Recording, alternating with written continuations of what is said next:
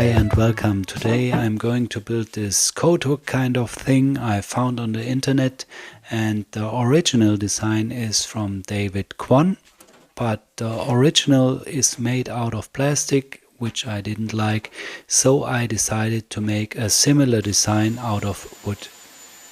I started here with measuring this big oak board, and now I'm cutting it into slats. And the slats have different dimensions. You'll see later why is that important for the preferred design.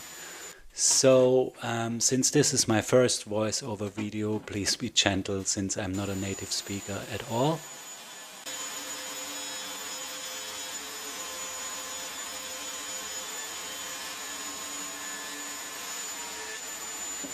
So here we have the slats, and the dimensions of the board are 25 millimeters, and I cut it slats between 2 and 3 centimeters. Now I'm marking my measurements and put the slats together with tape, which saves me a lot of time cutting them on my table saw. Here you can see how the tape prevents the slats from sliding around, and I can cut 4 slats at a time instead of cutting each slat on its own.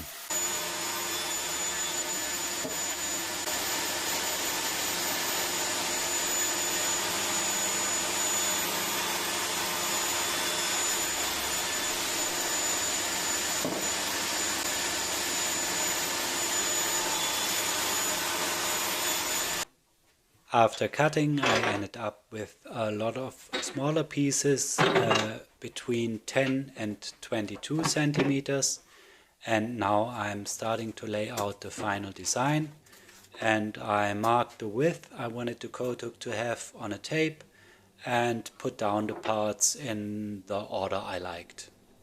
Here it's important to have in mind where the movable part's gonna be, and I decided to make all the movable parts in the same length because I liked the look of it.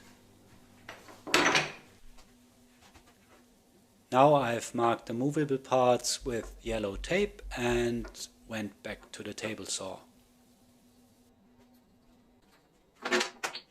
On the one side of these parts I cut at an angle of 45 degrees. On the other side I went for 25 degrees.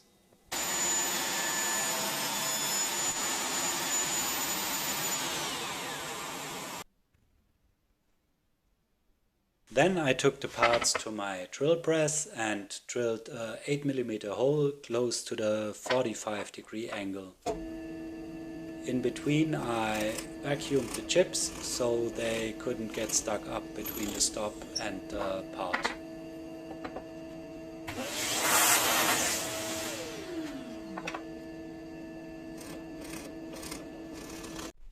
The next thing I did afterwards was to cut this edge with a low angle hand plane.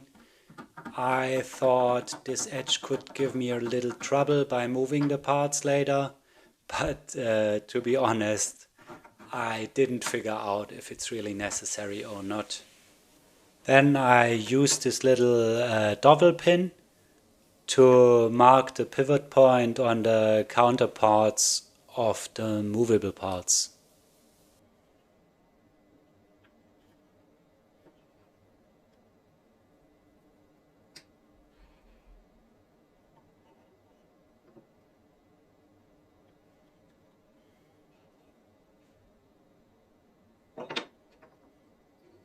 Then took the counterparts and went back to the drill press, marked the little spots and drilled them in the same diameter as I did with the movable parts.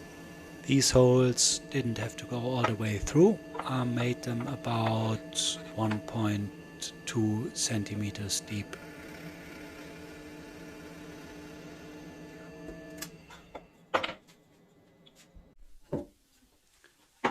I took the parts then and put them on this little jig and I cutted all the edges which are reachable or visible with the hand plane to prevent the risk of injury and give it a smooth look.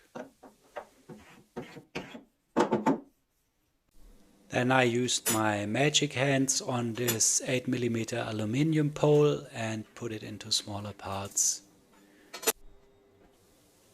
To make sure everything works fine, I did a little test build up, and obviously this was the right decision because it didn't work out too well.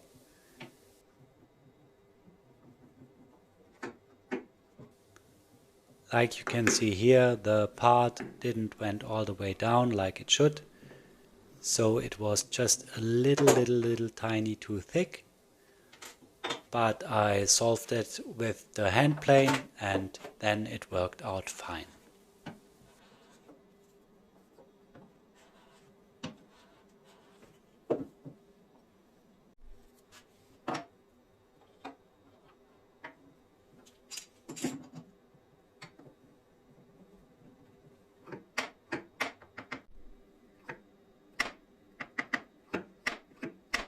I like that clapping sound. The next step was to attach magnets to the movable parts so that they don't fall down on their own when they are in an upright position. I marked the spots where I wanted the magnets to be and took the parts to the drill press.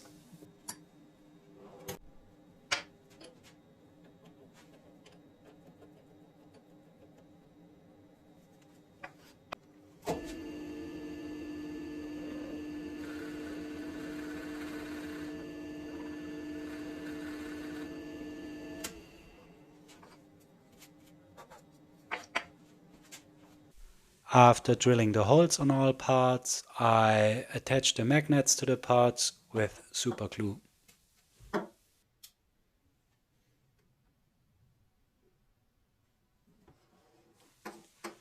So that the magnets got something to stick on, I drilled holes in the plywood base plate of the coat hook and attached magnets to the holes as well.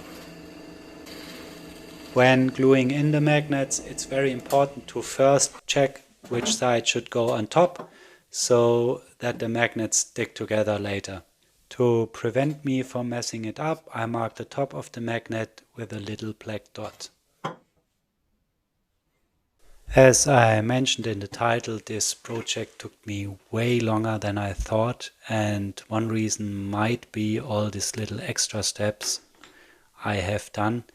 And here I marked the position of the movable parts on the base plate because I wanted to oil wax the base plate, and to make sure the glue sticks good later, I put tape on the places where no wax oil should go. I had to do this step in this part of the process because later when the parts are glued down, I won't be able to reach this space to put on some oil wax.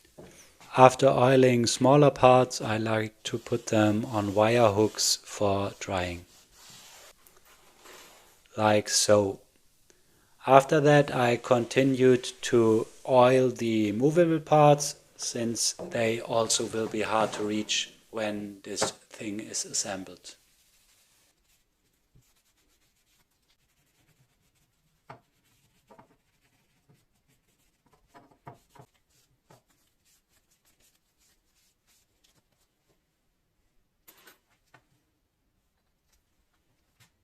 After that, I continued oiling the counterparts of the movable parts since these sides of the counterparts will also be hard to reach when assembled.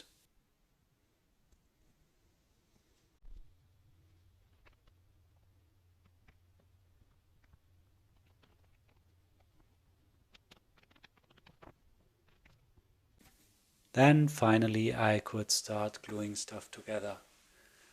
I started preparing the outer parts of the coat hook, which will later cover the visible sides of the base plate.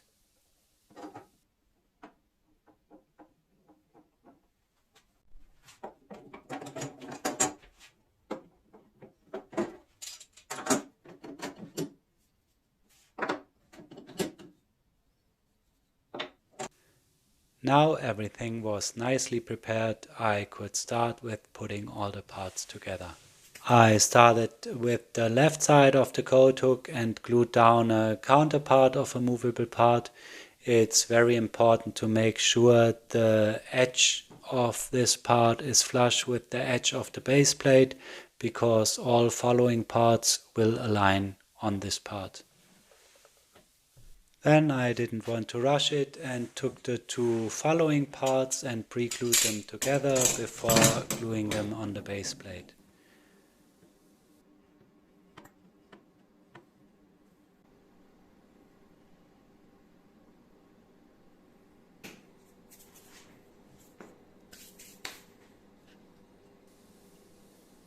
Before gluing everything in the final position, I added little paper strips between the movable parts and the counterparts to make sure they have enough space to move freely when assembled. And from here it was pretty much repeating this process all over and over again. So first gluing down a part, clamp it, let it dry. Then assembling the pre-glued next parts and putting all together, adding paper strips and finally clamping it down.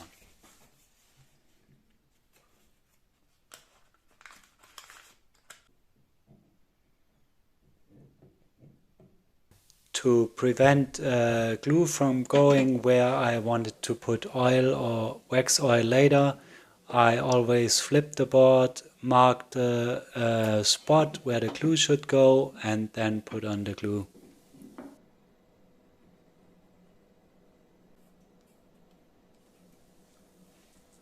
Although this part of the process was very time consuming, since I had to wait for the glue to dry up before the next step, it was still very satisfying to see this thing to come into its final form.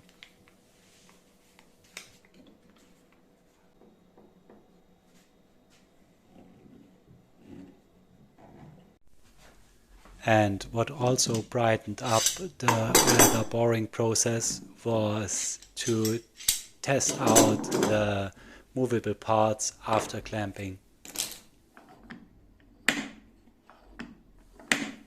And then finally I just had to glue on the side parts on the left and right side of the coat hook.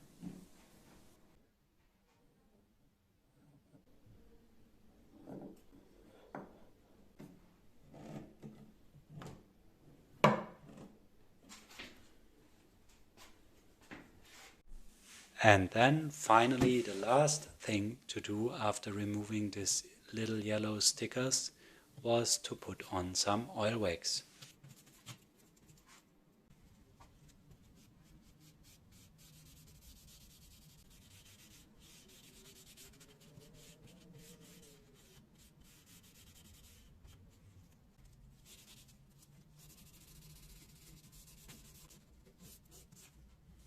So finally I'm really glad how this thing turned out.